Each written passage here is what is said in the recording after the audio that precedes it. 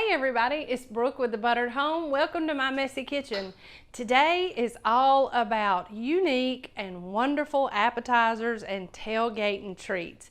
So it's no big deal here in the South for us to have to prepare something for a gathering, whether it's for church or with family or with friends. So I'm always thinking about creative ways to come up with little handheld bites of something fantastic. We've got a lot of really great appetizers over at thebutteredhome.com, and this one will be up there soon. Now, I'm just going to go ahead and tell you, it just does not get better than bacon. So what we're going to show you today are some beautiful, delicious bacon wrapped onion rings, and they are simple, and this is a good basic recipe just to show you how you can take two simple ingredients and make it into something totally different.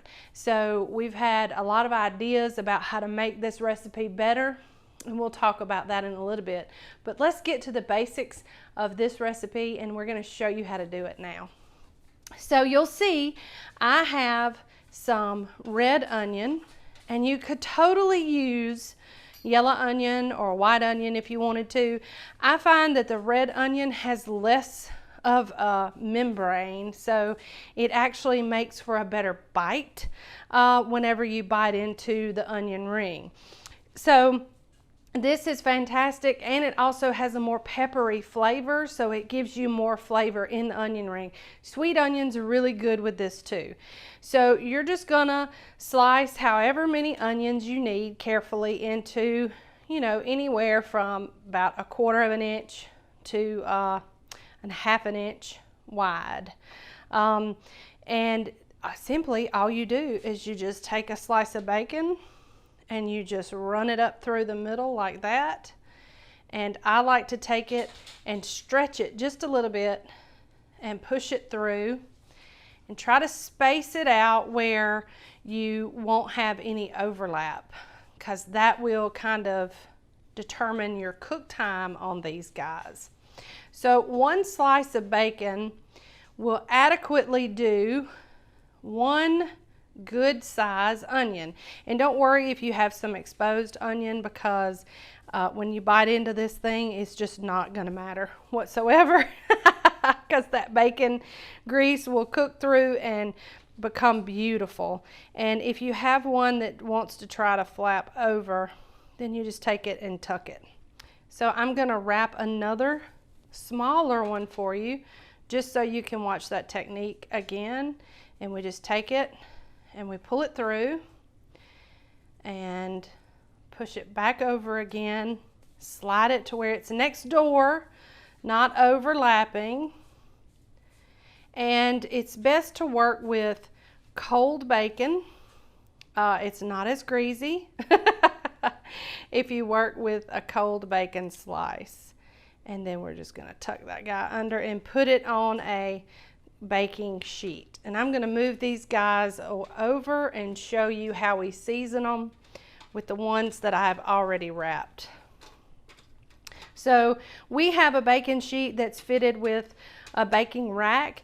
If you don't have that and you just have a regular baking sheet, you're going to want to put some foil in the bottom and just lightly spray it with cooking spray, and that way the bacon won't stick. But if you do have a baking rack, or if you could make a makeshift baking rack, you can just take some foil and make little columns and set it down just so that it brings the bacon up off the surface so that all the air can kind of aerate underneath it and cook it all the way through. So we're just going to take a little salt and salt these guys, and a little fresh black pepper. And it's bacon, so you just don't need a whole lot. But one of the things that we talked about is that you could totally take some brown sugar or some other savory spices and just sprinkle them over the top and change the whole flavor profile. But we're using garlic powder, salt, and pepper, because what I like to do is just do the basic recipe and then make a really good like barbecue dipping sauce for these. So now these will go into a 400-degree oven for anywhere from about 15 to 25 minutes. And that will depend on if you have a bacon rack or if you have them on a sheet pan, you're going to want to flip them. And when you flip them, you're going to want to do that carefully because you don't want to lose any of that beautiful bacon on the onions. So we're going to get the rest of these wrapped and we're going to get them in the oven, and we'll be back to show you the crispy, yummy end result. Okay, everybody, we're back, and Danny and I are really excited because the bacon wrapped onion rings are done. So let's take a look at them. You see how beautiful they are, and I've got them fixed up really nice here on a serving platter. Of course, this is not all of them. This is just a pretty dish to show you what they look like. But I've taken just some prepared barbecue sauce and put a little honey on top, and oh, they are fantastic. You've got that crispy bacon that cooked up all nice and neat, wrapped in that onion, and it is the perfect bite of just savory and yummy. And when you dip it in that honey and barbecue sauce, you get the sweet and the savory, and they are absolutely perfect. So for an easy game day or any day appetizer, try these bacon wrapped onion rings. You will be so glad you did. And there's really no end to what you can do with this. We also love for you to modify our recipes. So if you do something different and interesting to change the flavor of these, be sure and tag us with #TheButteredHome or send me a message directly. So for more great appetizers and just wonderful dishes like these, be sure and subscribe here at YouTube to our channel and hit the bell so that you can be notified when we have videos like this.